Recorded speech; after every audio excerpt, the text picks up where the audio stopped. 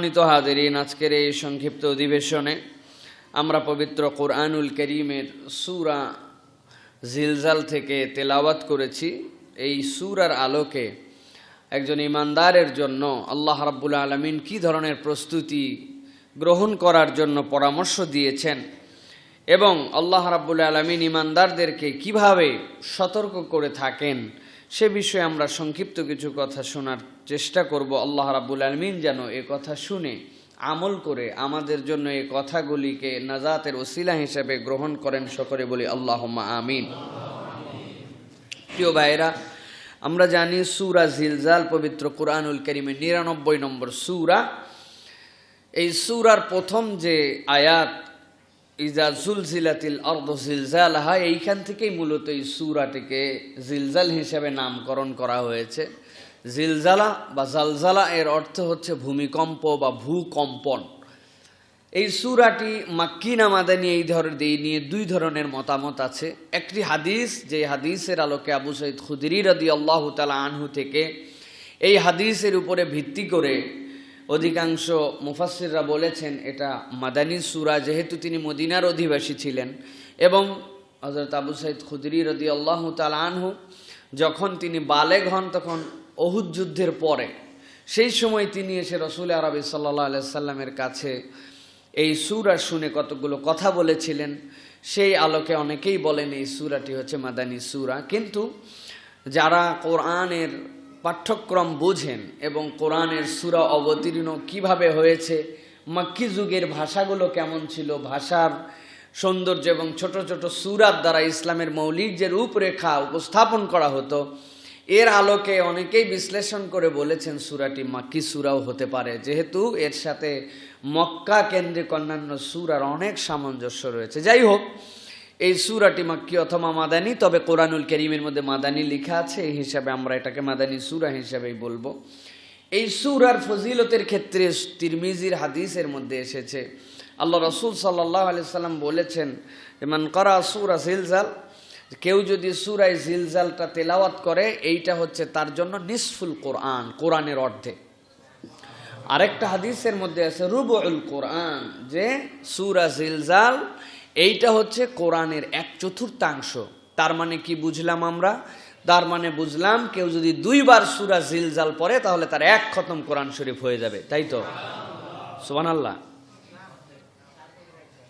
4 বার পড়লেই 1 খতম, আরেকটা হাদিসে আসছে। প্রিয় ভাইয়েরা, এই যে সুবহানাল্লাহ বলছেন, এই সুবহানাল্লাহ হচ্ছে ফজিলতের সুবহানাল্লাহ, শর্টকাটের সুবহানাল্লাহ। এটা যত শর্টকাটে আমরা সুবহানাল্লাহ বলতে পারি তত আমরা খুশি হব। প্রিয় ভাইরা, সুবহানাল্লাহ বলা ঠিক আছে, কিন্তু এই নিসফুল কোরআন মানে এই না যে 2 বার পড়লেই আপনি 1 খতমের সওয়াব পেয়ে যাবেন, এর মানে এইটা নয়। এই ভুলের মধ্যে আমরা সূরাতুল ইখলাসকে নিয়েও আছি। সূরাতুল ইখলাস সুলুসুল কোরআন, তাহলে সূরা ইখলাসের থেকেও সূরা জিলজাল আগায়া আছে, ওইটা 3 বার পড়া লাগে, এটা 2 বার পড়লেই হয়। প্রিয় ভাইরা, বিষয়টা হচ্ছে এইরকম যে আল্লাহ রাব্বুল আমিন এর মধ্যে এমন ধরনের আয়াতে কারিমা দিয়েছেন, এমন ধরনের শিক্ষা দিয়েছেন, পুরা কোরআনুল কারীমকে 3টা মৌলিক শিক্ষাতে আমরা ভাগ করি। একটা হচ্ছে তাওহীদের শিক্ষা, একটা হচ্ছে রিসালাতের শিক্ষা, আর একটা হচ্ছে আখিরাতের শিক্ষা। সুতরাং কেউ যদি সূরাতুল ইখলাস বুঝে তাহলে সে এই 3টা যে পোরশন কোরআনুল কারীমের জ্ঞানের এর একটা অংশ এর মধ্যে আল্লাহ রাব্বুল আমিন ঢুকায় দিয়েছেন। এই সেন্সে বলা হয় এইটা সুলুসুল কোরআন। এর মানে এই না যে এই একবার পড়লে 10 পারার সমান সওয়াব হয়ে যাবে, এইরকম না।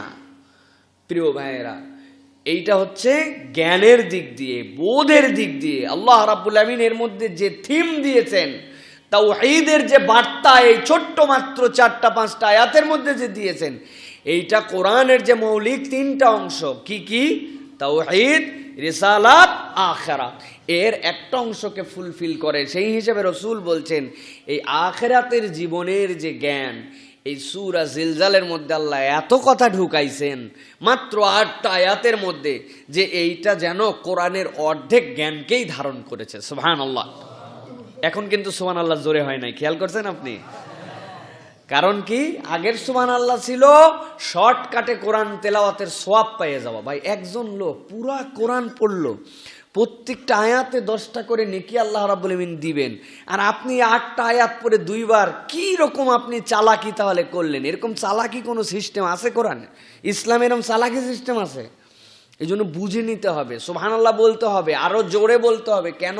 যে সুবহানাল্লাহ ছোট্ট মাত্র 8টা আয়াত, এই আয়াতকে আল্লাহ রসুল বলছেন নিসফুল কোরআন, কোরআনের অর্ধেক জ্ঞান। তাহলে কতই না তথ্য এর মধ্যে আছে। আমি যদি এই সূরাটা ভালো করে বোঝার চেষ্টা করি, আল্লাহ যেন আমাকে কোরআনের অর্ধেক বোঝার জ্ঞান আমার অন্তরে ধারণ করে তার উপর আমল করার তৌফিক দেন। এখন না বলবেন সুবহানাল্লাহ।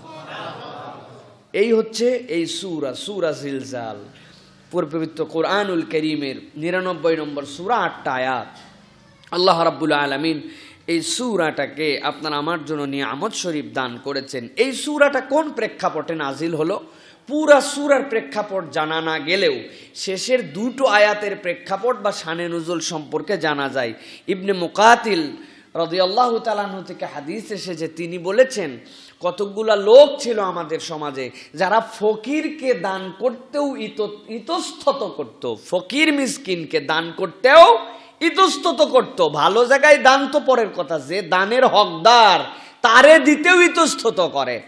আর যারা ছোট গুনাহকে গুরুত্ব দিত না, আরে ছোট গুনাহ সগীরা, অতএব এটা আমাদের কাছে কোনো ব্যাপার না, সগীরা গুনাহ আমরা বলি না, এটা কি কবিরা গুনাহ নাকি, অতএব এই কাজ করলে এমন কি হবে, এই সগীরা গুনাহকে যারা পাত্তা দিত না, আর এতিম মিসকিন গরিবকে দিতেও যারা কুণ্ঠিত হতো, যাদের হাতগুলো আটকায় যেত, আল্লাহ রাব্বুল আমিন শেষের 2টা আয়াতে কারিমা তাদের উদ্দেশ্য করে নাজিল করেছেন। তিনি বলছেন এইটা, বাকিটুকু আল্লাহ রাব্বুল আমিন মূলত বান্দাদেরকে পরকাল শিক্ষা দেওয়ার জন্য, তার মুখী মানুষ জীবনযাপন করার জন্য, সেই দিন কত ভয়াবহ হবে তার ভয়াবহতা বান্দার অন্তরের মধ্যে গেঁথে দেওয়ার জন্য আল্লাহ রাব্বুল আমিন এই সূরাটি অবতীর্ণ করেছেন। আমরা খুবই সংক্ষিপ্ত সময়ে এটার কিছু কিছু কথা মুফাসসিরিনে কেরাম যেগুলো উল্লেখ করেছেন সেখান থেকে আমরা জানার চেষ্টা করব। আমরা আপনাদের কাছে তাফসীর করি না, তাফসীর করার যোগ্যতাও নেই, বরং আমি বারবার বলি আপনাদের কাছে কিছু ইনফরমেশন, এই ওয়াজ মাহফিল হচ্ছে ইনফরমেশন মানে আপনাদের কাছে চেঞ্জ করার জায়গা।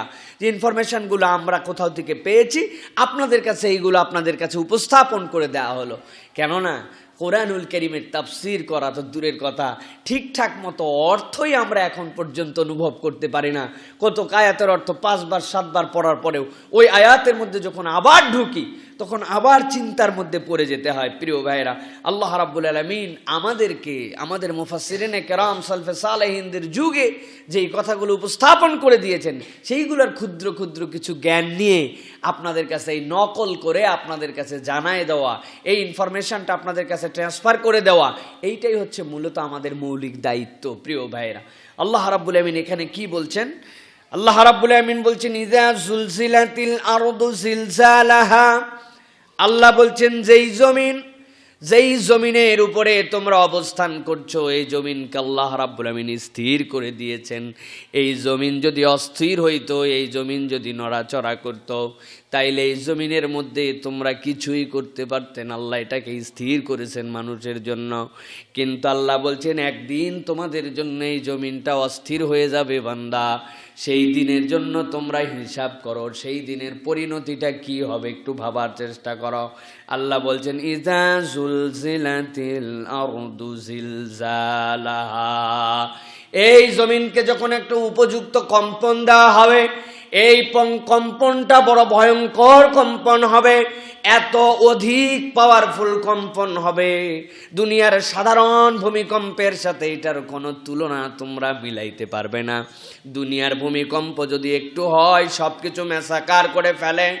মাত্র রিক্টার স্কেলে যদি আমরা দেখি 8.5, 9 দশমিকের কাছাকাছি, 7 দশমিকের উপরে যদি ভূমিকম্প চলে যায়, দুনিয়ায় ওই অঞ্চলে মানুষ ছিল, ওই অঞ্চলে ঘরবাড়ি ছিল, সব কিছু এলোমেলো হয়ে যায়। সমুদ্রের নিচে যদি ভূমিকম্প হয় সেটার নাম হয় সুনামি। পানিগুলার ঢেউ এমন অবস্থায় তৈরি হয় দুনিয়ায় যেন মনে হয় আমরা বলি এখানে যেন কিয়ামত ঘটে গেছে। আল্লাহ বলছেন, ও দুনিয়ার মানুষ, এইটা তোমাদের বোঝানোর জন্য মাঝে মাঝেই ভূমিকম্প দেওয়া হয়। একবার মদিনার মধ্যে ভূমিকম্প হলো, তখনও সাইয়্যিদিনা ওমর রাদিয়াল্লাহু তাআলা আনহু বেঁচে ছিলেন। হযরতে ওমর সব মানুষে ডেকে বললেন, ও মদিনাবাসী, নিশ্চয় আমাদের দ্বারা এমন কোনো গুনাহ হয়তো হতে শুরু করেছে, যার কারণে আল্লাহ বান্দাদেরকেই ভূমি নড়ায় সহ তোমাদেরকে স্মরণ করায় দিচ্ছেন যে এই জমিন কিন্তু একদিন তোমার পায়ের নিচে স্থির থাকবে না। ওই ধ্বংসের দিনে যদি বাঁচতে চাও তাইলে এখন থেকেই তার প্রস্তুতি নিয়ে নাও। আমার আল্লাহ রাব্বুল আমিন বলছেন, ইযা জুলজিলাতিল আরদু জিলজালাহা, ওই ভূমিকম্পনটা বড় অস্থির হবে, বড় ভূমিকম্প। যেই ভূমিকম্পকে আল্লাহ রাব্বুল আমিন বলছেন যখন সিংহায় ফুৎকার দিয়ে দেওয়া হবে, সিংহার প্রথম ফুৎকারের সাথে সাথে সেই ভূমিকম্পন শুরু হয়ে যাবে।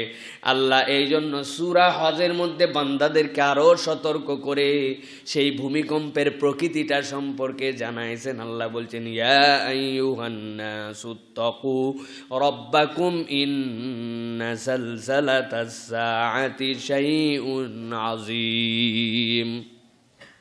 দুনিয়ার কোথাও ভূমিকম্প দেখো, দেখার পরে অন্তরের মধ্যে অনুভব হয় ভূমিকম্প তো হবে, কোনো একটা অঞ্চলে হয়, কোনো একটা অঞ্চলে হয় না।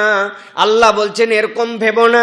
আল্লাহ বলছেন, ইয়া আইয়ুহান নাসুত্তাকু রাব্বাকুম, ও দুনিয়ার মানুষ, তোমরা আল্লাহকে ভয় করো। নিশ্চয় জেনে রাখো, ইন্না জালজালাতিস সাআ, যখন কিয়ামতের জন্য রব্বুল আমিন এই ভূমিকম্পন করাবেন, এইটা ছোট্ট খাট্ট কোনো বিষয় না, শাইউন আযীম, এইটা ভয়ঙ্করতম বিশাল আকার একটা বিষয় হবে, যা তোমার মাথার মধ্যেও ধারণ করার ক্ষমতা নাই। আমার আল্লাহ উদাহরণ দিচ্ছেন কেমন হতে পারে। দুনিয়ার বুকে তোমরা দেখেছ সন্তান, যেই সন্তানগুলা পেটের থেকে মায়ের ভূমিষ্ঠ হয়েছে, মার শরীর খারাপ, মা নিজেই নড়াচড়া করতে পারে না, কিন্তু সন্তান যদি একটু কেঁদে ওঠে, মায়ের অন্তরের মধ্যে আল্লাহ এমন মায়া দিছেন, ওই সন্তানকে কেমনে সেই স্তনপান করাবে, কেমনে তাকে দুধ খাওয়াবে। মা সব সময় অবচেতন হয়ে গেলেও মা কিন্তু অস্থির থাকে। গভীর ঘুম, সারাদিন পরিশ্রম করেছে, রাত্রি 2টা-3টা বেজে গেছে, সন্তান একটু যদি ওষখোষ করে, একবার যদি একটু কেঁদে ওঠে, যেই মা এত পরিশ্রম করে ঘুম নাই তার, ঘুমায় গেছে, পাশে বাপ ঘুমায়, পাশে অন্যরা ঘুমায়, কেউ টের পায় না। মার অন্তরে আল্লাহ এমন টান রেখেছেন, মা সাথে সাথে জেগে যায়, নিজের কষ্ট ভুলে যায়, ওই সন্তানকে স্তন্যপান করাতে শুরু করে। আল্লাহ বলছেন শাইউন আযীম, কিয়ামতের প্রথম সিংহায় ফুৎকার দেওয়ার পরে এমনভাবে রব্বুল আমিন যখন তোমাদের জন্য এই ভূকম্পন ঘটাবেন, এইটা স্বাভাবিক কোনো বিষয় নয়। আল্লাহ বলছেন, ইয়াউমা তারাউনাহা তাযহালু কুল্লু মুরদাতিন আম্মা আরদাআত, আল্লাহ বলছেন ওই দিন তোমরা দেখতে পাবে যত সন্তান প্রসব করার উপযুক্ত আছে, এরকম পেটের মধ্যে আছে, এখনো তাদের প্রসব করার সময় হয় নাই, ম্যাচুরিটি আসে নাই। স্বাভাবিকভাবে 9 মাস 10 দিন পর্যন্ত একটা সন্তান থাকে, এরপরে পেটের মধ্যে থাকেন, আল্লাহ তাকে ভূমিষ্ঠ করায় দেন। কিন্তু আল্লাহ রাব্বুল আমিন বলছেন পেটের মধ্যে যাদের সন্তান আছে সেইটাই 1 মাস 2 মাস 3 মাস 4 মাস যেরকমই হোক না কেন, যেই সন্তান এখনো ম্যাচুর হয় নাই পৃথিবীতে আসার, কিন্তু এই জালজালাটা এত ভয়ঙ্কর হবে, পেটের মধ্যে যা কিছু আছে মায়েদের সব কিছু পেট থেকে বের করে দিবে। এইটা ধরে রাখার মতো তাদের কোনো সামর্থ্য হবে না। আল্লাহ বলছেন ওয়া তাদাউ কুল্লা যাতিন হামলিন হামলাহা, আল্লাহ বলছেন দুনিয়ার বুকে যত পেটের মধ্যে যারা সন্তান ধারণ করে রাখবে, এইরকম সন্তান সম্ভব মা আছে, একটা সন্তান কেউ ধরতে পারবে না, তাদাউ বের করে দিবে। আর আল্লাহ রাব্বুল আমিন আগে বললেন ইয়াউমা তারদাউহা, আল্লাহ বলছেন আর তাদের আরেকটা অবস্থা হবে, পৃথিবীতে যেই সন্তানগুলা মায়ের স্তন্যপান করার উপযুক্ত এখনো নিজের খাবার নিজে খাইতে পারে না, প্রত্যেকটা মা তাদের ওই সন্তানকে স্তন্যপান করা করাতে হবে এরকম তার আর জ্ঞান থাকবে না। সন্তানকে একদিকে ফেলে দিবে, নিজে একদিকে পালায়নপর হবে। আল্লাহ বলছেন সেই দিবসটা বড় ভয়ঙ্কর হবে। সেইটাই হচ্ছে ইযা যুলজিলাতিল আরদু জিলজালাহা। আল্লাহ এখানে বলছেন জিলজালাহা, উপযুক্ত কম্পন দেওয়া হবে। কিরকম? যতটুকু দিলে তোমাদের জন্য সেটা ধ্বংস হবে, চূর্ণ বিচূর্ণ হবে। আল্লাহ বলছেন এইরকম কম্পন আমি আল্লাহ দিব। আরে স্বাভাবিক, এইটুকু ভূমিকম্প হলে আমাদের অবস্থা খারাপ হয়, আর আল্লাহ যদি বলেন যতটুক দিলে এইরকম হবে, যতটুক দিলে তার মা তাকে স্তন খাওয়ানোর কথা ভুলে যাবে, যতটুক দিলে সন্তান ইম্যাচুর অবস্থায় প্রসব হয়ে যাবে, এইরকম জমিনকে ঝাঁকানো হবে। সুবহানাল্লাহি বিহামদিহি, আল্লাহু আকবার। আল্লাহ বান্দাদেরকে এটা মনে করায় দিচ্ছেন। আল্লাহ এরপরে বলছেন কেন এই জমিনটাকে ঝাঁকানো হলো। আল্লাহ রাব্বুল আমিন বুঝাচ্ছেন এর পরের অবস্থাটা কি হবে। আল্লাহ বলছেন ওয়া আখরাজাতিল আরদু আসকালাহা, দুনিয়ার মানুষ জেনে রাখো, জমিনের মধ্যে যা কিছু আছে ওই ঝাঁকির ফলে, ওই সিংগাই ফুৎকারের পরে, প্রথম সিংগাতে ফুৎকার দেওয়ার পরে মানুষগুলা দেখতে পাবে পৃথিবী বিচূর্ণ হয়ে গেছে, পৃথিবী শেষ। আল্লাহ বলছেন ওয়া আখরাজাতিল আরদু আসকালাহা, আর ওই জমিনের পেটের মধ্যে যা কিছু আছে ওই জমিন সবগুলোকে বের করে দিবে। জমিন আর কিচ্ছু ধারণ করে রাখবে না। সাহাবায়ে কেরামের যুগ থেকেই বিভিন্ন মুফাসসিররা এটার ব্যাখ্যা করেছেন।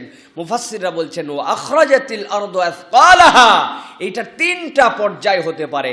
এক নম্বর পর্যায় হচ্ছে জমিনের ভিতরে যত মরা মানুষ আছে, যারা এই জমিনের ভিতরে গেছে, সে যে ধর্মেরই হোক না কেন, ইসলাম মেনে যাক আর না যাক, মানুষ যে ছিল ওই জমিনের ভিতরে সে আছে। আল্লাহ রাব্বুল আলামিন সবগুলাকে জমিন উগলায় দিবে যে আল্লাহ আমার ভিতরে এইগুলা আমানত রাখছিল, আমি আর এইগুলা নিব না, নাও সব বের করে দিলাম। যত মরা মানুষ সব বেরিয়ে যাবে। এরপরে যখন দ্বিতীয় সিংহায় ফুৎকার দেওয়া হবে, সব মানুষের মধ্যে প্রাণ সঞ্চার হয়ে আবার সব মানুষগুলা জেগে যাবে। যে যে আকৃতিতে ছিল দুনিয়ায়, সেই আকৃতি, সেই অবয়বে আল্লাহ আবার দাঁড় করায় দিবেন। দ্বিতীয় ব্যাখ্যার কথা মুফাসসিররা বলেছেন যে দুনিয়ার বুকে যত সম্পদ আছে জমিনের ভিতরে প্রথিত, যত সম্পদ, সব সম্পদকে আল্লাহ প্রকাশ করে দিবেন। আমরা শুনি জমিনের ভিতরে এই জায়গায় সোনা আছে, এইটা যদি উত্তোলন করা যেত, এই জায়গায় তেল আছে, এই জায়গায় অমুক পরিমাণ ডায়মন্ড আছে। আমরা অনেকটা জানি, অনেকটা জানি না। আল্লাহ বলছেন ওয়া আখরাজাতিল আরদু আসকালাহা, জমিন সব সম্পদ বের করে দিবে। যেই না সব সম্পদ বেরিয়ে যাবে, কিছুদিন আগে একটা মানুষ হত্যা করেছিল একজনকে কিছু সম্পদের জন্য। তার সামনে পিলার আকৃতির স্তূপ হয়ে সোনা হাজির হয়ে যাবে, কপাল চাপড়াবে আর বলবে হায় রে, এই সম্পদের জন্যই কি আমি আমার ভাইকে হত্যা করেছিলাম। আজকে আমার সামনে কত সম্পদ আমার পায়ের নিচেই ছিল, তাই জানি না এই সম্পদ দিয়ে আমি কি করব। আফসোস করতে শুরু করবে, কপাল চাপড়াইতে শুরু করবে, আহারে এই কি আমার সেই পরিমাণ সম্পদ, যেই সম্পদের জন্য আমার নিকট আত্মীয় যারা ছিল, আমার পরিচিত রক্ত সম্পর্ক যারা ছিল, তাদের সাথে আমি সম্পর্ক ছেদ করেছিলাম, তাদের সাথে এই টাকা পয়সার গন্ডগোল নিয়ে আমার সাথে সম্পর্ক দূরত্ব তৈরি হয়ে গিয়েছিল। আমার রসুল তো বলে গিয়েছিলেন তোমরা রক্তের সম্পর্ককে গুরুত্ব দাও, রক্তের সম্পর্ক ছিন্ন করো না, ঠুনকো অজুহাতে রক্তের সম্পর্ক ত্যাগ করো না। কেউ যদি তোমার প্রতি জুলুম করেও রক্ত সম্পর্ক ছেদ করে, এটা তার পক্ষ থেকে হবে, কিন্তু তুমি তারপরেও করো না। তুমি সিলাতুর রহিম এর মধ্যে সম্পর্ক পুনর্স্থাপিত করার জন্য চেষ্টা করো। আল্লাহ তোমার জন্য এটা দায়িত্ব করেছেন। হায় রে, এই সম্পদ, যেই সম্পদের জন্য এরকম করলাম, আজকে সেই সম্পদ গড়াগড়ি খাচ্ছে আমার সামনে। সোনা রূপা হীরা জহরত কোনো কিছুর অভাব নাই, আজকে এই সম্পদ দিয়ে আমি কি করব? আজকে তো কিয়ামত হয়ে গেছে।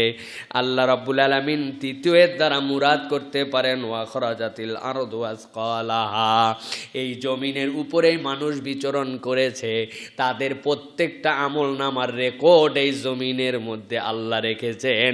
ওই দিন সব মানুষের সবগুলা রেকর্ড আল্লাহ রাব্বুল আলামিন হাজির করে দিবেন। জমিন আর কোনো রেকর্ড রাখবে না, সব রেকর্ড বের করে দিছে। লোকের সামনে করি নাই, ঘরের মধ্যে করেছিলাম, ঘরের মধ্যে আলো জ্বালাই করি নাই, অন্ধকারে করেছিলাম, অন্ধকারে করি নাই, কম্বল আবৃত হয়ে করেছিলাম, অফিসে করেছিলাম, কেউ ছিল না, গোপন থেকে গোপন, যার পরে আর কোনো লুকায়িত জায়গা নাই, ওই রকম জায়গাতে আমি করেছিলাম এমন এক পাপ, যেই পাপ দুনিয়ার কেউ খবর রাখতো না। আল্লাহ বলছেন জমিন খবর রাখতো, ওই দিন কিন্তু জমিন আপনার সব হিসাব বের করে দিবে, ঠিক কিনা? নতুন করে আমাদেরকে আবেদন করা হচ্ছে কোর্টে যে যারা বক্তব্য দিবেন, বক্তব্যতে যেন আমরা রেফারেন্স যুক্ত করি এবং কোরআন হাদিসের রেফারেন্স যেন বক্তাদেরকে দিতে বাধ্য। এইরকম একটা লিগ্যাল নোটিশ, এরকম একটা রিট পিটিশন গেছে, আপনারা শুনছেন না ভাই? আমরা তো খুশি যে এরকম রিট পিটিশন হোক, হওয়ার পরে বক্তাদেরকে এটা বলতে দেওয়া হোক, যদিও তার মনের উদ্দেশ্য আমরা জানি না, বেশিরভাগ মনের উদ্দেশ্য ভিন্ন রকম। মনের উদ্দেশ্য থাকে এর দ্বারা মাহফিল যেন একটু সংকুচিত করে ফেলা যায়, মাঠে ময়দানের ওয়াজ যেন কমায় দেওয়া যায়, বক্তাদের মুখ যেন বেঁধে দেওয়া যায়। আমরা বলি হিতে বিপরীত এবং বুমেরাং হওয়ার সম্ভাবনা আছে। প্রিয় ভাইয়েরা, আপনারা রেফারেন্স দিয়ে বক্তব্য দিতে দিবেন, আমরাও রেফারেন্স দিয়ে বক্তব্য দিব। আমরা বলবো ওয়াখরাজাতিল আরদু আসকালাহা, সূরা জিলজাল 99 নম্বর সূরা পবিত্র কোরআনের এর 2 নম্বর আয়াতের মধ্যে আল্লাহ বলছেন ওই দিন বান্দার জমিনে যা করছিলে সব হিসাব প্রকাশ করে দেওয়া হবে। কারা কারা সচিবালয়ে বসে বসে জনগণের হক মেরে খাইছিলে আল্লাহ ওই দিন বের করে দিবেন। আল্লাহ কোরআনে বলছেন, সহ্য করতে পারবেন তো? সহ্য করতে পারবেন তো? তখন বুঝে খান কোন দিকে যাচ্ছেন। আমার আল্লাহ বলছেন ওয়াখরাজাতিল আরদু আসকালাহা, জনগণের জন্য ব্রিজ বানাইছিলে, কিন্তু ওই ব্রিজ বানাতে যে কত কোটি টাকা লোপাট করছিলে, কত দুর্নীতি করছিলে, ওই ব্রিজের গোড়ার পিলার ওই দিন সাক্ষ্য দিয়ে তোমাকে বের করে দিবে। সূরা জিলজাল আয়াত নম্বর 2, কোরআনের সূরা নম্বর 99 রেফারেন্স দেওয়া হলো। ওই দিন কিন্তু বিপদ আরো বাড়বে, ঠিক কিনা? কোনো গল্প তখন আর করার সুযোগ থাকবে না। এখন তো তাও মজা টজা একটু মাঝে মাঝে দেওয়া হয়, যাতে করে মানুষজন একটুখানি মাঠের ময়দানে টিকে থাকে। ময়দানে 50,000 লোক সামনে বসে থাকলে খালি রেফারেন্স টু রেফারেন্স কথা বললে অনেক সময় মানুষ বুঝতে পারে না, মানুষের অন্তরের মধ্যে সেটা টাচ করে না। এই জন্য যৌক্তিক কোরআন হাদিস থেকেই কিছু তুলনা, কিছু উদাহরণ দুনিয়ার মানুষের কাছে দেওয়া হয়। এখন উদাহরণ দেওয়া যদি একবারে বন্ধ করে দিয়ে ডাইরেক্ট রেফারেন্স দিতে বলেন, আর আপনার উদ্দেশ্য যদি হয় খারাপের দ্বারা, তাইলে কিন্তু এর দ্বারা বিপদ বাড়বে, কমবে না। আল্লাহ কোরআনে বলেছেন, রেফারেন্স সহ বলা যাবে আপনাদের কাছে, চোর যদি চুরি করে হাত কেটে ফেলতে হবে, জেনাকার যদি জেনা করে রজম করতে হবে। কোরআনের সূরা নম্বর এত, আয়াত নম্বর এত, রেফারেন্স দিয়ে বললাম। এখন মানাও আপনাকে বাধ্যতামূলক হতে হবে, ঠিক কিনা? খালি রেফারেন্স দিয়ে বলে যাব তা তো হবে না। কোরআন সুন্নাহর রেফারেন্স অনুযায়ী ওয়াজ হবে, রেফারেন্স মানতে হবে। কে মানতে হবে কিনা? এটা যদি হয় আলহামদুলিল্লাহ, আমরা সবচেয়ে শান্তিতে থাকবো, আমাদের কোনো টেনশন নাই। প্রতিদিন 4টা মাহফিল হবে, 4টা আলাদা সাবজেক্টে ওয়াজ হবে, কোনো টেনশন নাই। 200-250টা সাবজেক্ট রেডি আছে, একদম রেডি করা আছে। কিন্তু উদ্দেশ্য যদি আপনার খারাপ হয়, আপনি যদি এর দ্বারা টার্গেট করেন আলেম ওলামার মুখকে বন্ধ করা হবে, টেকনিক্যালি মাহফিলকে সংকুচিত করা হবে, ময়দানের ওয়াজকে কমানো হবে, তাহলে আপনার কাছে বলি প্রথম রেফারেন্স হচ্ছে আপনার জন্য ইয়াউমা ইদিন তুহাদ্দিসু আখবারাহা বিআন্না রাব্বাকা আওহা লাহা। আল্লাহ বলছেন ওই দিন আপনার মনের সব উদ্দেশ্য আল্লাহ রাব্বুল আমিন প্রকাশ করে দিবেন, যে আপনি কোন উদ্দেশ্যে করেছিলেন। কেবল প্রকাশই আল্লাহ রাব্বুল আমিন করবেন না, আল্লাহ রাব্বুল আমিনের উপযুক্ত বিচারও ওই দিন করবেন। করবেন কিনা? বাংলাদেশে আমরা মনে করি মাহফিলের এফেক্ট নাই, ওয়াজ মাহফিল অনেকে বলতেই শুরু করে দিয়েছেন, এখন এটা একটা বিনোদনের মতো হয়ে গেছে। গড় এই কথা বলেন না।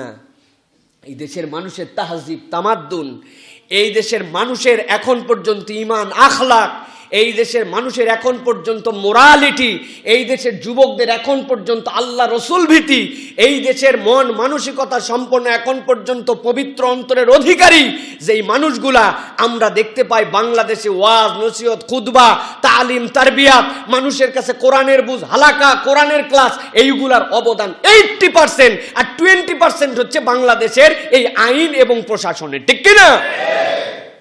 যেই যুবকরা আগে জুয়া খেলতো, যেই যুবকদের জন্য মেলার আয়োজন করতেন আপনারা, ওই যুবকদেরকে আলেমরা বুঝায় বুঝায় যেখানে 1 দিন 2 দিন 3 দিনের তাফসীরুল কোরআন মাহফিল কায়েম করেছে। ওখানে জুয়া হয় না, ওখানে যাত্রা হয় না, ওখানে অশ্লীল নাচ হয় না, ওখানে রাত্রেবেলা পুতুলের নাচ নামে অশ্লীলতা হয় না, মিথ্যা মিথ্যা সার্কাসের নামে নারী দেহ প্রদর্শন হয় না, ওখানে কোরআনের কথা হয় বলে এখন পর্যন্ত সমাজ এতটুকু ভালো আছে। নচেত সমাজ অনেক আগে শেষ হয়ে যেত, ধ্বংস হয়ে যেত, বাংলাদেশের কপালে বিপর্যয় হতো। ঠিক কিনা? এটা এখন পর্যন্ত এই মাহফিলের কারণে আছে, ওলামায়ে কেরামের কারণে আছে। বুঝেন না? একটু চোখে লাগে না? যারা হাত ধুতে জানে না, যাদের স্যানিটারি জ্ঞান এখন পর্যন্ত হয় নাই, যারা বাংলাদেশে শিক্ষিত নয়, লক্ষ লক্ষ কোটি কোটি মানুষ আছে যারা এখন পর্যন্ত নিজের নাম সই করতে পারে না। সামাজিক জ্ঞান, ঔষধের জ্ঞান, টিকার জ্ঞান কিচ্ছু নাই। টিকা তো কবে আসবে আর কবে দিবেন সে পরের বিষয়। আল্লাহ এখন পর্যন্ত এই মানুষগুলাকে হেফাজত করে রেখেছেন, এখন পর্যন্ত আমাদেরকে এটা মরণ ব্যাধি হিসাবে ধরতে পারে নাই। আপনি যদি মনে করেন মাস্ক পরায় আর হাত ধোয়া আপনি কাবার করে দিয়েছেন, আপনি ভুলের মধ্যে আছেন। আলেম ওলামা, ভালো মানুষ, ন্যায়নিষ্ঠ মানুষের সিজদা, চোখের পানি, তাহাজ্জুদ, আল্লাহমুখী হওয়া, কোরআনের মাহফিল, এইগুলোর কারণে আল্লাহ এখন পর্যন্ত হেফাজত করেছেন। ঠিক কি না? এটা আল্লাহর রহমত, কৃতজ্ঞ হতে হবে। এই কৃতজ্ঞতা না থাকলে হবে না প্রিয় ভাইয়েরা। সুতরাং যারা বলতেছেন রেফারেন্স দিতে হবে, দেন, আপনারা দিয়ে চালু করে দেন, ইনশাল্লাহ কোরআন টু কোরআন কথা হবে, কোনো সমস্যা নাই। আমার আল্লাহ যা বলছেন তাই বলা হবে। তবে সাথে সাথে এইটুকু বলে রাখি, কোন কিতাবের রেফারেন্স দিতে হবে এটা একটু উল্লেখ করেন। আমি একটা বই লিখলাম, বই লিখে আমার বইয়ের মধ্যে আমি যা লিখছি লিখে বললাম অমুক কিতাবের মধ্যে আছে, ওই কিতাবের রেফারেন্স চলবে না। ওই কিতাবের রেফারেন্স চলবে? ওই কিতাবের রেফারেন্স দিলে তো কিছুদিন আগে একজন পীর সাহেব ঢাকায় মরে গেল, উনার কিতাবের মধ্যেই লেখা আছে যে উনি হচ্ছে মুহাম্মদ সাল্লাল্লাহু আলাইহি ওয়াসাল্লামকে ময়লার স্তূপে দেখেছিলেন। কোন কিতাব? ভেদে মারেফত কিতাব। তারপরে অমুক কিতাব থেকে রেফারেন্স দেওয়া হলো, ওই রেফারেন্স এলাও হবে? খয়রুল কুরুনের রেফারেন্স থাকবে শুধু। খয়রুল কুরুন কোনটা? 3টা যুগ, আল্লাহ রাসূল সাল্লাল্লাহু আলাইহি সাল্লামের যুগ, সাহাবাইদের যুগ, তাবেঈদের যুগ। এই 3 যুগের যে সকল কিতাব আছে এই কিতাব থেকে রেফারেন্স হবে, কোরআন থেকে রেফারেন্স হবে, এর বাইরে রেফারেন্স আপনার চলবে না। তাইলে তো দুনিয়ার সব রেফারেন্স চলবে, এটাও একটু উল্লেখ করে দিয়েন, নইলে বিপদ তো বাড়ছে, ডবল বিপদ হবে আরো প্রিয় ভাইয়েরা। সুতরাং যাই করি না কেন আমরা, আল্লাহ রাব্বুল আমিন বলছেন ওয়াখরাজাতিল আরদু আসকালাহা, তোমার জীবনে সব রেকর্ড আল্লাহ ওই দিন বের করে দিবেন। এখন রেকর্ড সংরক্ষিত থাকলেও বেরোবে, না থাকলেও বেরোবে। হুজুর ওই দিন আটকায় যাবে, হুজুর আপনি যেই হাজার হাজার মানুষকে সামনে নিয়ে ভুয়া একটা গল্প মেরে দিয়েছিলেন, এই গল্পটা আপনি কি উদ্দেশ্যে আল্লাহর নবীর নামে চালাইছিলেন, আল্লাহর নামে কেন চালাইছিলেন? এখন ওইটা রেফারেন্স দেওয়া বাধ্যতামূলক হোক বা না হোক, হুজুরও কিন্তু ওই দিন ধরা খাবে, খাবে কিনা? সুতরাং কথাবার্তা যাই বলবো আমরা হিসাব করে, মেপে মুপে বুঝে ব্যালেন্স করে আমাদেরকে বলতে হবে। নসেত আমাদেরকে মানুষজন বোকা বলবে, বোকার স্বর্গে আমাদেরকে ডাকবে। অলরেডি আপনারা জানেন সাদা যে সকল কাপড় চুপড় পরা হয়, এই সাদা কাপড় চুপড়ের মধ্যে ময়লা বেশি লাগে। এই কাপড় 3 দিন পরে থাকার পরেও একটু ঝাড়া দিলে পাবলিক কেউ বুঝবেই না এতে কোনো দাগ আছে না না আছে। গতকালকে দুপুরবেলা খাওয়ার সময় এই জায়গায় আমার গোস্ত পড়ছিল, একটা মুছে টুছে নিছি, দেখা যাচ্ছে? হ্যাঁ, কিন্তু সাদা জামা যদি একখান পরে আসতাম, আপনারা আসার পরের থেকে আমার মুখের দিকে তাকানোর বদলে এই জায়গায় তাকাইতেন, হুজুরকে হাইগে দিয়েছে নাকি? ঠিক কিনা ভাই? বাচ্চা কি বাথরুম পটি করছে নাকি? তাছাড়া এই দাগ কেন এই জায়গায় বলতেন না আপনারা? প্রিয় ভাইয়েরা, এই হচ্ছে সাদা জামার মামলা। যারা আমরা উলামায়ে কেরাম যারা কথা বলতেছেন, যারা তাফসীর করতেছেন, যারা দাঈ ইলাল্লাহ, যারা মানুষকে কল্যাণের দিকে ডাকে, এদেরকে আতশী কাঁচের মধ্যে রাখছে। সুতরাং আমাদেরকেও সাবধান হয়ে কথা বলতে হবে।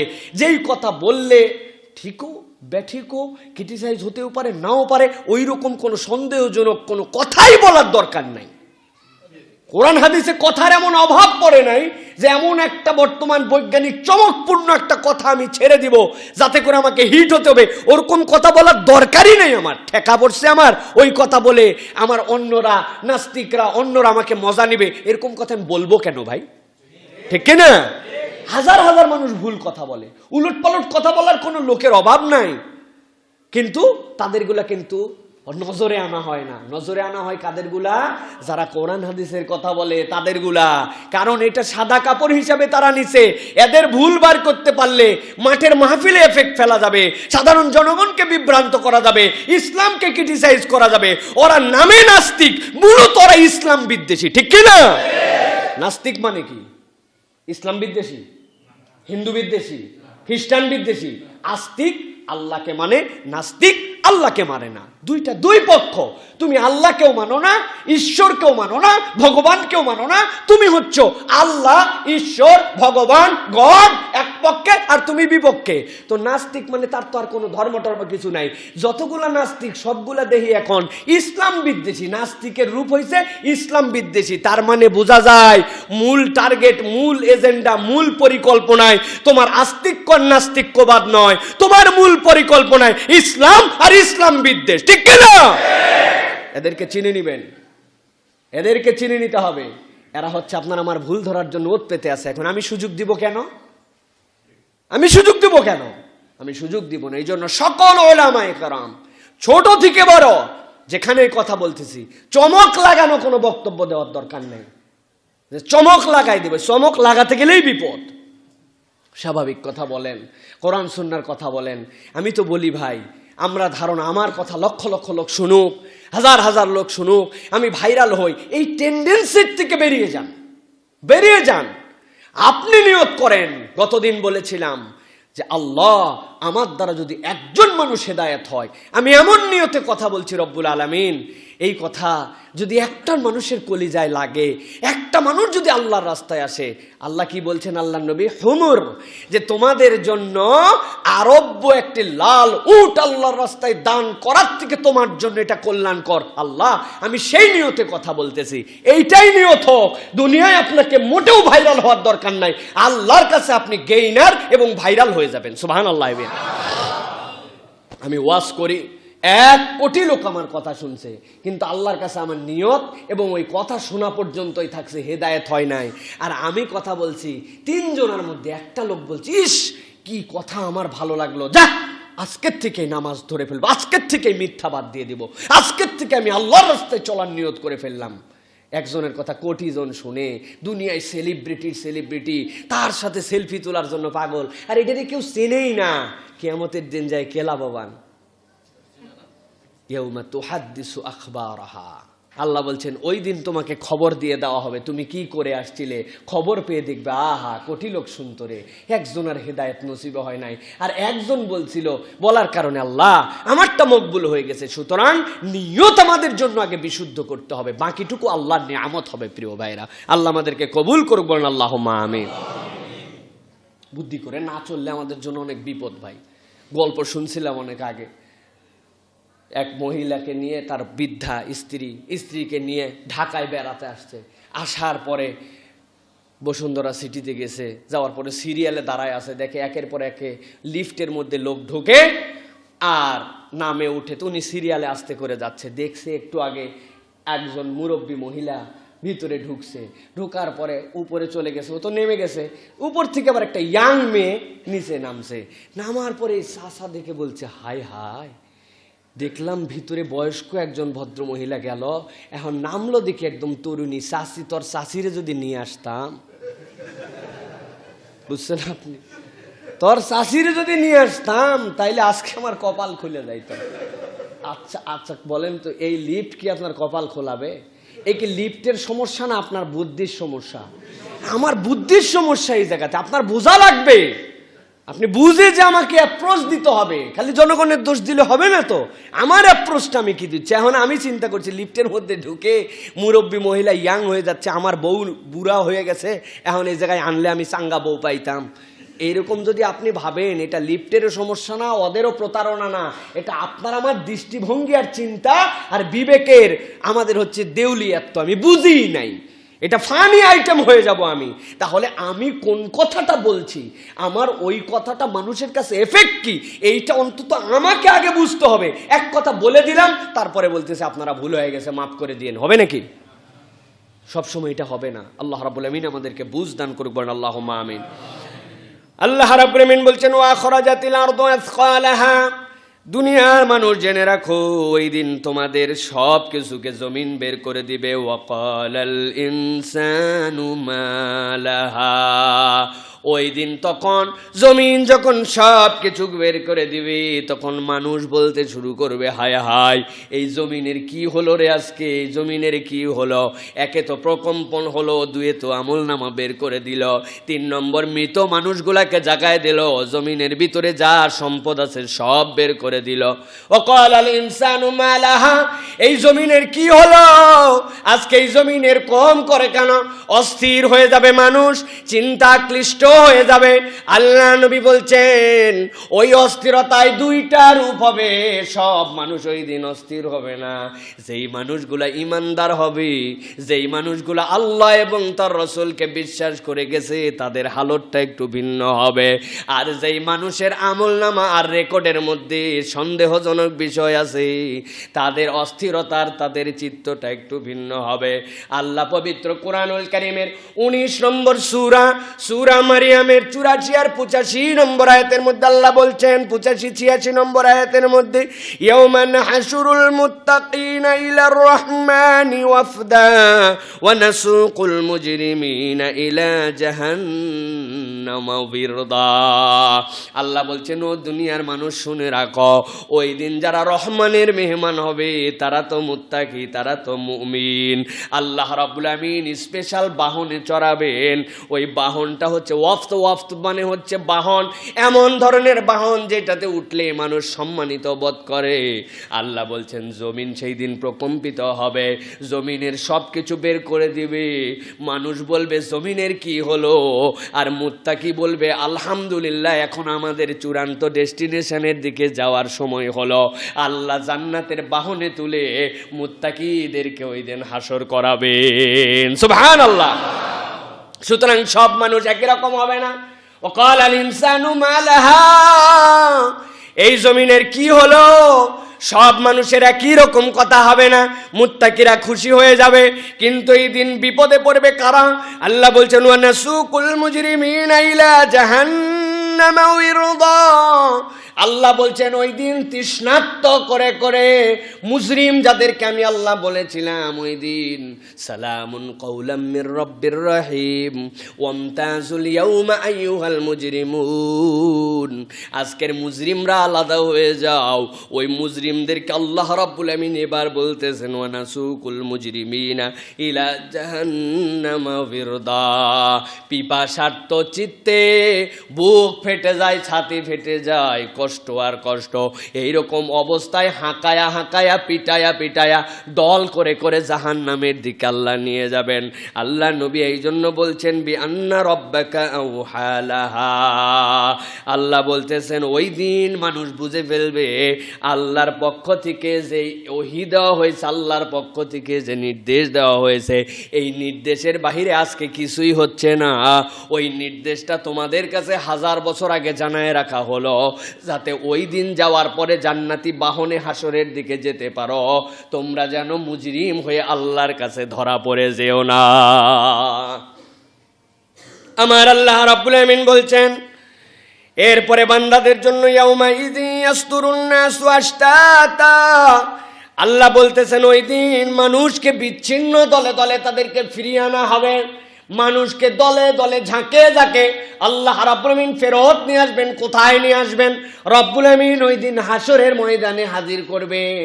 দুনিয়ার কত অসংখ্য মানুষ যারা ছিল, 2টা চরিত্র নিয়ে তারা বসবাস করত।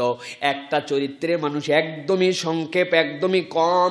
তারা বলতো এই জীবনটাই জীবন, পরকাল নামে আর কোনো জীবন নাই, কিসের সেই দিন যে জড়ো হতে হবে। এইটাই এক চরিত্র আলা মানুষ, খুবই সংক্ষিপ্ত সংখ্যক। কিন্তু আরেকটা দল ছিল যারা জানতো পরকাল হবে, সেই দিন আল্লাহর সামনে দাঁড়াতে হবে, আল্লাহর সামনে বিচার হবে, আমার জমিন সব বের করে দিবে রেকর্ড। জানার পরেও তাদের চলাফেরা দেখে মনে হতো সেই দিনে বোধহয় তারে যাওয়া লাগবে না। এই শ্রেণী বেশি, যারা জানে সব কিন্তু চলাফেরায় মনে হয় না যে তারে কোনোদিন কেউ ধরবে। এই ভাবভঙ্গিই নেই তার চলাফেরার মধ্যে। আছে তার জানা, আছে তার জ্ঞান, একদল জানেই না, আরেকদল জানে, জেনে বুঝে তারা আল্লাহর সামনে হাজির হতে এরকম কোনো মন মানসিকতা তাদের নাই। আল্লাহ বলছেন ইয়াউমাইযিন ইয়াসদুরুন নাসু আশতাতাল লিউরাউ আমালাহুম, ওই দিন মানুষকে ঝাঁকে ঝাঁকে দলে দলে হাঁকায় নিয়ে আসা হবে, তারা তাদের জায়গায় আবার ফেরত যাবে। কি জন্য? লিউরাউ আমালাহুম, তাদের আমলকে দেখানো হবে, তাদের ওইটাকে দেখাই দেওয়া হবে। মানুষ বলবে হায় হায়, এই আমল দেখানো হবে, আমরা তো জানতাম না সেইভাবে। আল্লাহ রাব্বুল আলামিন বলছেন হাযা মা ওয়াদার রহমান ওয়া সাদাকাল মুরসালিন, সূরা ইয়াসিনের 52 নম্বর আয়াতের মধ্যে আল্লাহ রাব্বুল আলামিন বলে দিয়েছেন। আল্লাহ বলছেন কি বললে? বলতেছে তোমাদেরকে এরকম দেখানোর কথা নাই। হাদা মা ওয়াদার রহমান, কি এইটা? আজকে যে জমিন এরকম করতেছে, আজকে যে তোমাদের আমল দেখানো হচ্ছে, আল্লাহ এইটা আবার কি? আল্লাহ বলছেন হাদা মা ওয়াদার রহমান, এটা তো তোমার রহমান রবের ওয়াদা ছিল। আর কিভাবে জানছিলে? ওয়াসাদাকাল মুরসালুন, তোমাদের জন্য রাসূল প্রেরণ করা হয়েছিল, যুগে যুগে বার্তাবাহক আসছিল, তোমাদেরকে এই খবর আগেই দেওয়া হয়েছে। এখন কোন রকম ধান্দাবাজি চলবে না। আল্লাহ রাব্বুল আলামিন ওই দিন বান্দাদেরকে ঠেকায় দিবেন, আল্লাহ রাব্বুল আলামিন বারবার বলবেন এই জন্য।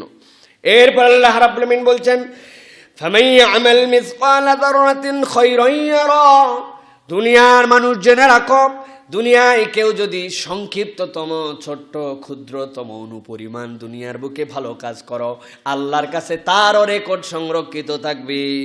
ওয়া ইয়ামাল মিসকালা যাররাতিন শাররান ইয়ারা, আল্লাহ বলতেছেন আর যে একদম ক্ষুদ্রাতি ক্ষুদ্র পরিমাণ দুনিয়ার বুকে খারাপ করবে, আল্লাহ রাব্বুল আলামিনের কাছে তারও হিসাব থাকবে।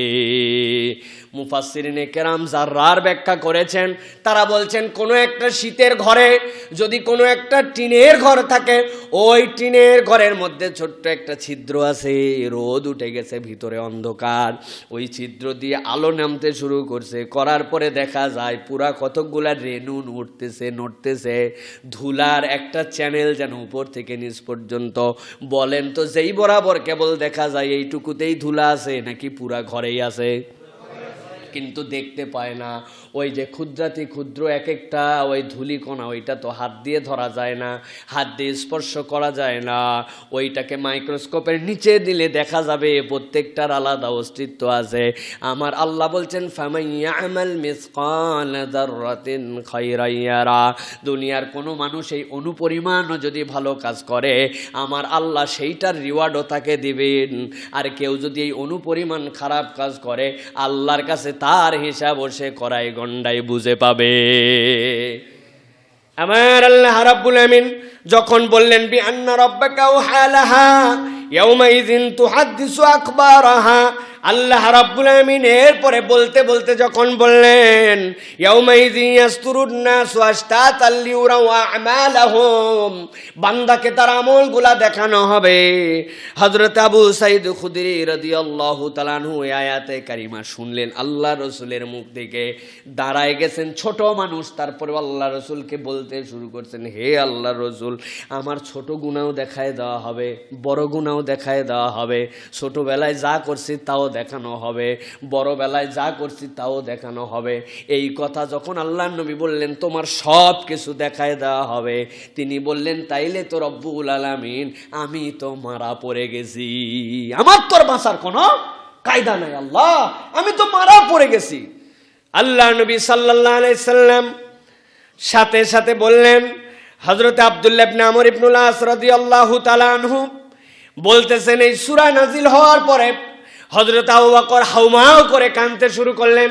আবু সাঈদ খুদরি রাদিয়াল্লাহু তাআলা আনহু বললেন আমি তো শেষ হয়ে গেছি, মারা পড়ে গেছি, আমার রবের সামনে সব যদি প্রকাশ হয়ে যায়, মনে করছিলাম বড়গুলা, মনে করছিলাম যে এইগুলা ধর্তব্যের মধ্যে এইগুলা, এখন দেখি ছোটর থেকে ছোট, বড়র থেকে বড়, আমার রবের সামনে তাইলে তো আমার বাঁচার কোনো কায়দা নাই।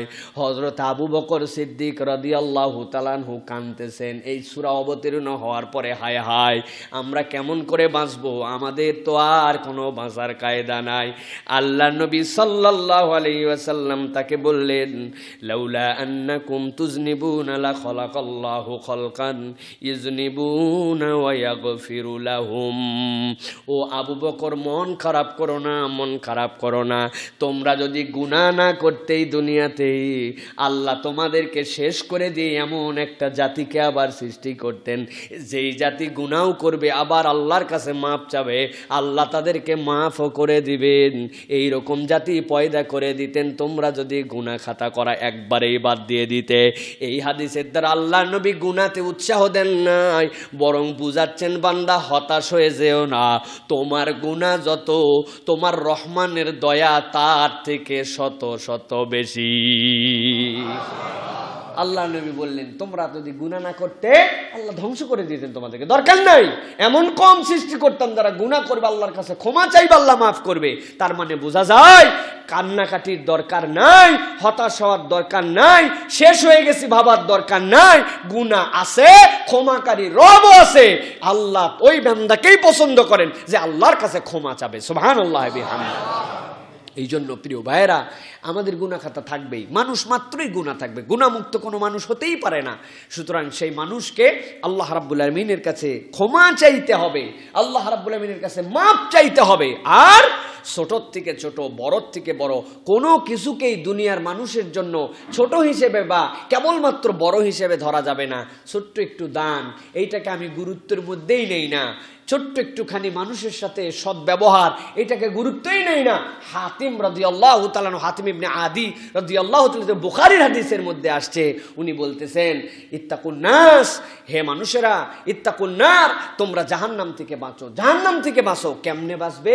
যদি একটা খেজুরের অর্ধেক দিয়ে হয়, যদি নাও পারো তাইলে মুখের সুন্দর কথা দিয়ে, সুন্দর কালিমাতুত তয়্যিবা, মানুষের সাথে হাস্যোজ্জ্বল কথা, ভালো কথা বলে হলেও জাহান্নাম থেকে বাঁচো। তার মানে কোনো আমলকে ছোট জ্ঞান করা যাবে না।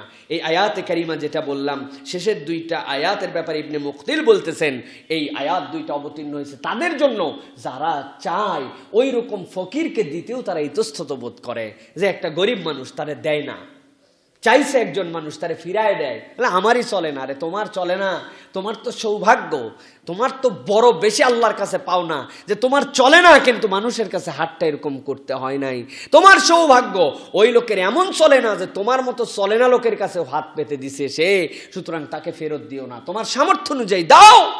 আর দুই নম্বর, মানুষ ধ্বংসের কারণ হচ্ছে গুনাহ যেগুলা ছোট, এইগুলা, এটা একটা ব্যাপারই না। আমি নামাজ ঠিক মতো পড়ি, আদায় করি, আল্লাহর মতে ফরজ ত্যাগ করি না, অতএব এই ছোটোখাটো গুনাহ এইগুলা আমাদের কাছে ধর্তব্যের বিষয় নেই, এইগুলা গুনাহ পরে চেঞ্জ করে ফেলবো, এইরকম মেন্টালিটি যদি থাকে, এই গুনাহ আমাদের ধ্বংসের জন্য যথেষ্ট হয়ে যাবে, যথেষ্ট হয়ে যাবে। এই ছোট ছোট গুনাহ আমাদের জড়ো হয়ে ওই দিন আমাদের মিজানের পাল্লাকে শেষ করে দিবে। প্রিয় ভাইরা, এই জন্য গুনাই, সে ছোট হোক বড় হোক, ওখানের সাথে মুমিন মুসলমানের কোনো সম্পর্ক থাকবে না, ঠিক কিনা? গুনার সাথে আমার সম্পর্ক থাকবে না। ছোট বড় কোনো গুনাহ আমি করতে পারি না, সেটা ঠোঁটের গুনাহ, মুখের গুনাহ, চোখের গুনাহ, চিন্তার গুনাহ, আচরণের গুনাহ, আমার কোনো গুনার সাথে আমার সম্পর্ক রাখা যাবে না। যেখানে গুনাহ সেখানে আমি নাই। প্রিয় ভাইরা, এই ধরনের যদি আমরা চেষ্টার মধ্যে থাকি, আল্লাহ বলছেন এই মানুষগুলোর জন্য তো কোনো চিন্তা নাই। আল্লাহ রাব্বুল আমিন তাদের জন্যই তো ওই পরকালের নাজ নিয়ামতের ব্যবস্থা করেছেন, কিন্তু মেন্টালিটি পরিবর্তন করতে হবে। খেয়াল করে দেখেন, আমরা কিন্তু অধিকাংশ মানুষ এখন ছোট গুনাহকে পাত্তা দেই না, ঠিক না? কি গুনাহ এটা? সগীরা। নামকে দিছি সগীরা গুনাহ, আমরা বলতে শিখছি সগীরা গুনাহ। সগীরা গুনাহ কি? দাড়ি চাঁচাও সগীরা গুনাহ, দাড়ি কাটাও সগীরা গুনাহ, তাই না ভাই? সগীরা বানায় ফেলছে এটারে। পুরুষ মানুষের দাড়িতে হাত দেওয়াই কবিরা গুনাহ।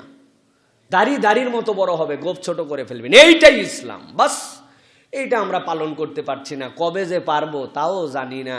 এটা নিয়ে কোনো পেরেশানিও নাই, চিন্তাও নেই। এই এমন গুনাহ, এটা আপনার কন্টিনিউ আমলনামায় লেখা হচ্ছে, অনবরত চলমান গুনাহ, চলমান লেখা হতেই আছে, স্টপ হয় নাই।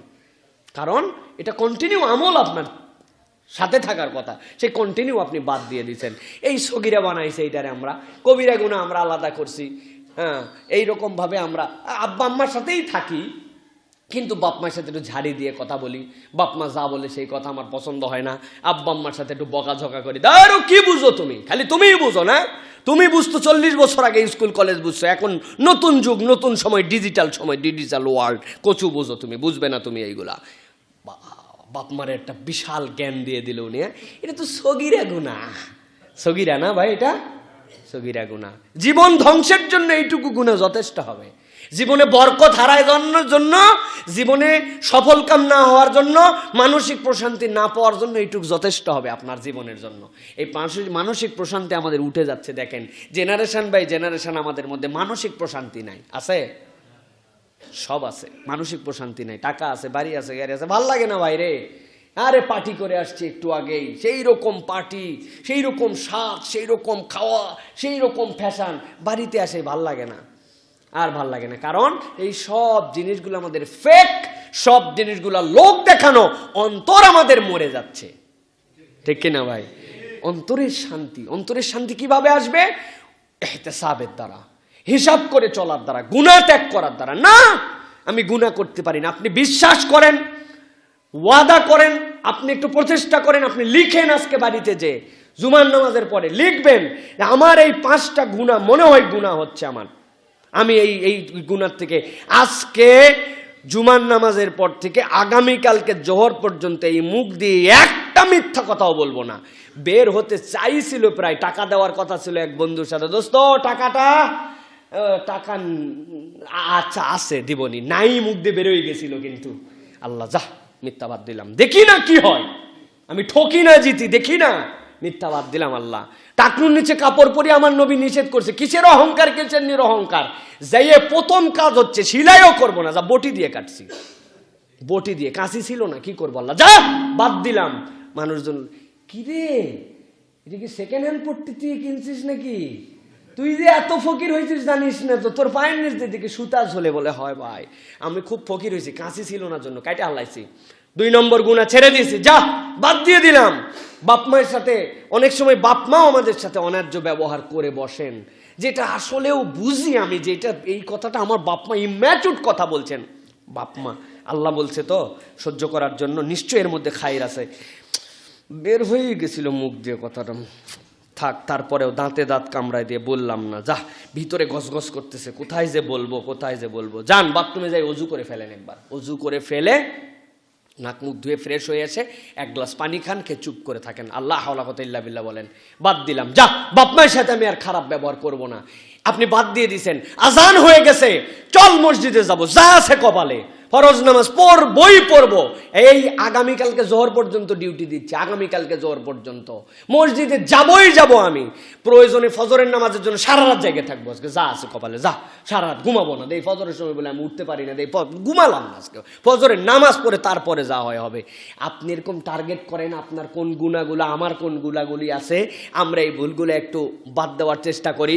মোবাইল, আর কি বলবো ভাই, এই মোবাইলে আল্লাহ, কোরআন শরীফ পড়বো, আসার সময় এই সূরা জিলজালে দেখলাম যে নতুন কোনো তাফসির আসছে কিনা একটু দেখবো।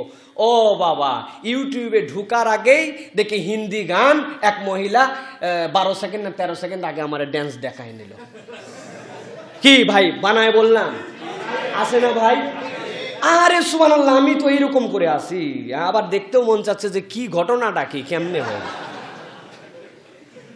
আমি আপনাদের সাথে বানায় বলতেছি না ভাই, এই কথা আপনাদের সাথে অন্য কোনো খতিব বলবেন, এটা ফ্রেন্ডলি আপনাদের সাথে হয়ে গেছে জন্য এটা বলা যাচ্ছে। ইউটিউব দেখতে পাচ্ছেন না, নিজের ওয়াজ নিজে দেখতে পারি না, কি আছে না ভাই? বাধ্যতামূলক 1 ফেব্রুয়ারি থেকে বাধ্যতামূলক, যার ইউটিউব চ্যানেল থাকবে তার অ্যাডসেন্স রাখতেই হবে। চ্যানেল থাকলে ইউটিউব সে আপনার ভিডিও তারা সংরক্ষণ করতেছে, লক্ষ লক্ষ টাকার এমপ্লয়ার লাগছে, হাজার হাজার মেগাবাইট তাদের সার্চ ইঞ্জিন আছে। আপনার টাকা খাইতে মন চাচ্ছে না, সার্চ আপনার মনিটাইজেশন না খান, ইউটিউব আলাদের খাওয়ার দরকার, আপনার ভিডিও তো এটা দেখাই লাগবে। এখন বলেন কেমনে কি করব আমরা? আমাদের নিরুপায় হয়ে যাচ্ছে আমরা, ঠিক কিনা? বাদ দিলাম, যা, দেখলাম না, কি হয়েছে? ফেসবুক বাদ দিলে কি হবে ভাই? মধ্যে খুব পেরেশান হয়েছিলাম, ফেসবুক পেজটা ভেরিফাইড হওয়া দরকার, ইউটিউবটা সব ভেরিফাইড হয়েছে, এগুলো সব শেষ, এগুলো সব চাহিদা শেষ। এখন চিন্তা করি, আচ্ছা কথার কথা, আমার ফেসবুক পেজ না থাকলে, আমার ইউটিউব না থাকলে, আমি মানুষের কাছে আমার এই ভিডিও না দিতে পারলে আমার কি যায় আসে? আমি যদি আল্লাহর কাছে মাপ পেয়ে যাই এগুলো না থাকার কারণে। মাঝে মাঝে তো মনে ওয়াজ সব ছেড়ে দিব, দিয়ে একটু ভালো মানুষ হওয়ার চেষ্টা করি। ভাই ওয়াজ ভালো হয়েছি হয়তো বা কিছু মানুষের কাছে মনে হয় আপনাদের, মানুষ ভালো হতে পারি নাই, এখনো ভালো মানুষ হতে পারি নাই, এখনো মন খারাপের দিকে টানে। ওয়াজ করার পরে যেই ওয়াজ আমি করি সেই ওয়াজ আমার জীবনের মধ্যে বাস্তবায়ন করতে কষ্ট হয়, তাহলে কেমন হলো আমাদের জন্য? আসেন না, আমরা এই ছোট ছোট গুনাহ বাদ দেওয়ার চেষ্টা করি। বড় গুনাহ ডাইরেক্ট বাদ দেওয়ার নিয়তে খালি থাকলে হবে না, ছোট গুনাহ বাদ দিতে পারলে আপনি তো জানেন আপনার ছোট গুনাহ কি, আপনি তালিকা করেন না আপনার গুনাহ কি, যা আল্লাহ এবং তার রাসূল পছন্দ করেন না, আপনার মন বলে আপনার এটা করা ঠিক হচ্ছে না, ওইটাই আপনার ছোট গুনাহ রে ভাই, ওইটাই আপনার ছোট গুনাহ। আপনি তালিকা করেন, আপনারটা আপনি বানান, আমি তো জানি না, আমারটা আমি জানি, আপনারটা আপনি বানান। খালি আমার বাম হাত দিয়া এই জামা আগে বাম হাত ঢুকে যায়, পায়জামা পড়তে লেগে কি আশ্চর্য কথা। আমি লেফট লিগার অবশ্য, আমি বাইয়া প্লেয়ার, আমি বাম, আমার ডান পায়ে শক্তি কম, এই জন্য আমি দেখি রে সালোয়ার পড়তে যাচ্ছি, প্যান্ট পড়তে যাচ্ছি, বাম পা চলে যায়, আবার বাম পা বের করি, পরে ডান পা ঢুকাই। ছোট গুনাহ। আল্লাহ রাসূল বলছেন ডান দিয়ে ঢুকো, আমার ডান না ঢুকে বাম ঢুকতেছে, যা এখন থেকে মনে করছি ডানটাই পরবো। টুপি আল্লাহ নবী পরতেন, আমিও পড়ি নামাজের সময়। টুপি পরা এমন কোনো বড় সওয়াব, বিশাল সুন্নাত, না পড়লে ঈমান চলে যাবে এরকম না, কিন্তু এই টুপিটা নামাজের পর পকেটে না ঢুকাই, রাখি না মাথায়। এখন থেকে মাথা ছোট একটু গুনাহ বাদ দিছি দিয়া। চুলগুলা আল্লাহ রাসূল বলেছেন চুল কাটার একটা সুন্নাত হচ্ছে সমান করে চুল কাটো, বড় রাখো, বাবরি রাখা জায়েজ আছে, ছোট রাখাও জায়েজ আছে, সাহাবায়ে কেরাম এরকম রেখেছেন, এতে আপত্তি নাই। কিন্তু নবীজির দায়েমি সুন্নাত, নবীজি বড় চুল রাখতেন, কাঁধ অবধি বড় চুল। আপনি চুলের এদিকে অল্প একটু, এদিকে অল্প একটু, মধ্যে উঁচু, এইটা নিষেধ। কোথাও ছোট কোথাও বড়, যা এটা একটা ছোট, এটা কবিরা গুনাহ, অথবা এটা করলে যে আপনি ইসলাম থেকে বেরোয় গেছেন, যা বাদ দিলাম। চুল যেটাই কাটবো এখন থেকে সুন্দর করে কাটার চেষ্টা করব, সব জায়গায় যেন সমান পরিমাণ থাকে, ছোট গুনাহ বাদ দিয়ে দিছি। হ্যাঁ, চশমা পড়তেছি, চশমা পরার সময় বিসমিল্লাহ পড়তে বলছেন রাসূল সাল্লাল্লাহু আলাইহি ওয়াসাল্লাম। আপনারা যা করবেন বিসমিল্লাহটা পড়ি না, বিসমিল্লাহ না পড়লে ছোট্ট একটা অপরাধ হয়, যেহেতু আমার নবী বলছেন বিসমিল্লাহ পড়ো, বাদ দিয়ে দিলাম। যা এখন থেকে বিসমিল্লাহ পড়েই এইটা করার চেষ্টা করতে শুরু করব, বিসমিল্লাহ বলেই ফেসবুকে ঢুকবো, বিসমিল্লাহ বলেই ইউটিউবে ঢুকবো, আল্লাহর কাছে আউযুবিল্লাহ বিসমিল্লাহ পড়ে নিব যে আল্লাহ এটার ফিতনা থেকে আমাকে হেফাজত করো। আমার বিসমিল্লাহর বদৌলতে খারাপ কিছু দেখার আশা হলেও আমি যেন সেখানে পৌঁছাতে না পারি। বিসমিল্লাহ বলে যেই রবের নামে আমি ফেসবুক ব্যবহার করতে শুরু করছি, সেখানে আমি একটা অন্যায় কমেন্ট কেমন করে করি, সেখানে একটা বাজে জিনিস আমি কেমন করে করি, যা বিসমিল্লাহ বলে ব্যবহার করি। এই যে ছোট ছোট গুনাহ, এখান থেকে যদি বাঁচি, আল্লাহ রাব্বুল আমিন বলছেন তাহলে অন্তরগুলো আমাদের জন্য শান্তিদায়ক হবে। বিশ্বাস করেন, একটু চেষ্টা করে দেখেন, আল্লাহ মনের মধ্যে পরিবর্তন দিবেন, ভালো লাগবে, ওয়াদা ওয়াল্লাহিল আযীম, আপনাকে ভালো লাগবে, আপনার অন্তরের মধ্যে একটা আনন্দ দিবে। আল্লাহ রাসূল সাল্লাল্লাহু আলাইহি ওয়াসাল্লাম বলেছেন, সর্বশেষ বলি, একটু ভালো কাজ করো। তোমার ভাই পানি খাচ্ছে, গ্লাস নিচেই পাশে জগ, ওই ঢালবে, দে ভাই আমি ঢেলে দিচ্ছি, ভাই তোমার তো বাম হাতে ধরতে হচ্ছে, হ্যাঁ তোমার হাতের মধ্যে খাবার আছে, আমি ঢেলে দিচ্ছি। আল্লাহ রাসূল বলছেন, আমার কথা নয়, সহিহ হাদিস মুস্তাদরাক আল হাকিমের মধ্যে আসছে, তুমি সওয়াব কামাই করার চেষ্টা করো, তোমার ভাই তৃষ্ণার্ত গ্লাসে পানি ঢালবে, ওই পানিটা ঢেলে দিয়ে হলেও সওয়াব কামাই করো। সুবহানাল্লাহ, এটাও সওয়াব। তোমার ভাইয়ের সাথে একটু হেঁটে যাও, তার বিপদ একটু হেঁটে যাও, অল্প একটু হেঁটে যাও। কেউ, আল্লাহ রাসূল বলছেন, মান মাশা ফি হাজাতি আখি, কেউ যদি তার ভাইয়ের সাথে তার উপকারের নিয়তে বিপদে আছে একটু সাথে সাথে হেঁটে গেছে, আল্লাহর নবীর মসজিদে নববীতে ইতিকাফ করার থেকে বেশি সওয়াব। আল্লাহ রাসূল বলছেন, আমার মসজিদে নববীতে ইতিকাফ করার থেকে এটা বেশি সওয়াব। আমার ভাইয়ের সাথে আমি একটু হেঁটে গেছি, ভাই আপনি খুব বিপদে পড়ছেন, আমি জানি ভাই, আমার তো কিছু করার নাই রে ভাই, তবে আমার আল্লাহ দয়াবান, নিশ্চয়ই আপনাকে উদ্ধার করবেন ইনশাল্লাহ। ভাই এত পেরেশান হয়েন না ভাই, দেখেন রাত দিন যখন আমারে ফোন দিবেন, কিছু করতে না পারি, আমি এই শরীর নিয়ে আপনার কাছে হাজির হয়ে যাব, ভাই রে আল্লাহ আপনাকে উদ্ধার, আমি দোয়া করব ভাই আপনার জন্য, আমার দোয়া কবুল হবে কিনা জানি, আল্লাহ আমার ভাইরে জান উদ্ধার, আমি দোয়া করব।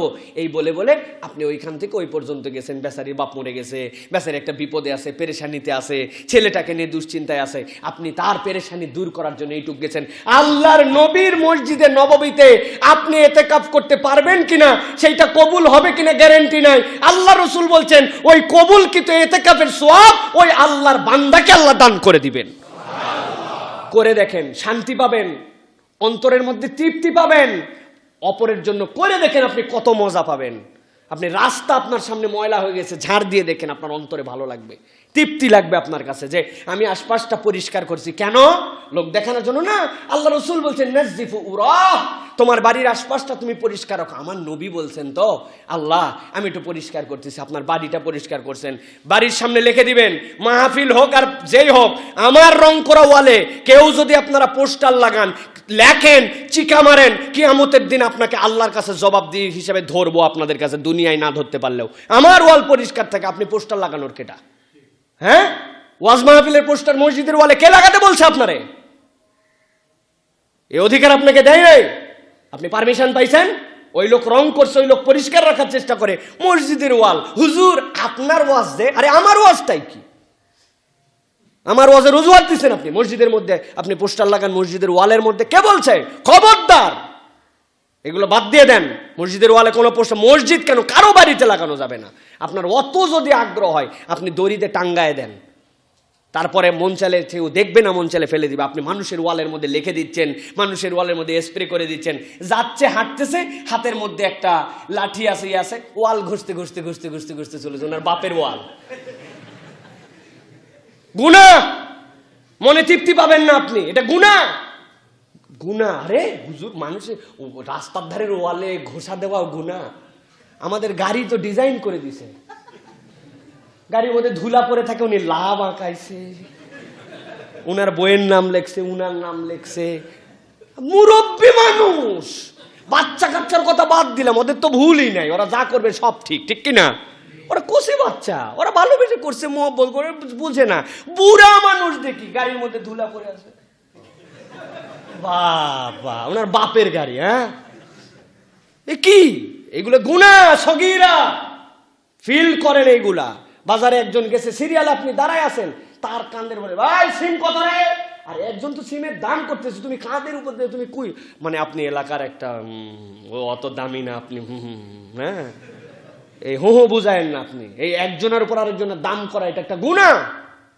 ওয়েট করেন, কালচার হন, ভদ্র হন, সালাম দেন, সবাইকে সালাম দেন। সালাম না দেওয়া একটা গুনাহ। বউরে সালাম দেন, বাচ্চারে সালাম দেন, ড্রাইভারে সালাম দেন, ফকির ভিক্ষা চাইতে চাই, আগে সালাম চা, সালাম দে, সালাম দে, ভিক্ষা চা, তুই তোরে খেয়াল করি নাই, আসসালামু আলাইকুম। ফকির বলবো করে বাবা রে, এই আবার কি জ্বালায় পড়লাম, সালাম দে ভিক্ষা চলো, সালাম না দিলে ভিক্ষা নাই। সালাম, সালাম দাও, দোকানদারকে সালাম দেন, রিক্সাওয়ালা আসসালামু আলাইকুম, যাবেন চাচা? রিক্সাওয়ালা খুশি হয়ে যাবে, ওঠেন, যা ভাড়া দিয়েন দিয়েন। কথাই আপনাকে মুগ্ধ করে দিবে। কালিমাতু তাইয়্যিবাতু সাদাকা, এই মুখ দিয়ে এইটুক কথা বলাও সাদাকা। আল্লাহ রাসূল বলছেন, আর যার আমলনামায় এরকম একটা তুকব্বিলাত সাদাকা থাকবে, ওইটা তার নাজাতের জন্য ওসিলা হয়ে যেতে পারে। সুবহানাল্লাহ। অন্তরে শান্তি পেতে চান? যেগুলা বললাম এই অ্যাপ্রোচগুলা করার চেষ্টা করেন। আল্লাহ আমাদেরকে বুঝ দান করুন, বলেন আল্লাহুম্মা আমিন। ওয়া আখিরু দাওয়ানা আলহামদুলিল্লাহি রাব্বিল আলামিন। সুবহানাকাল্লাহুম্মা বিহামদিকা।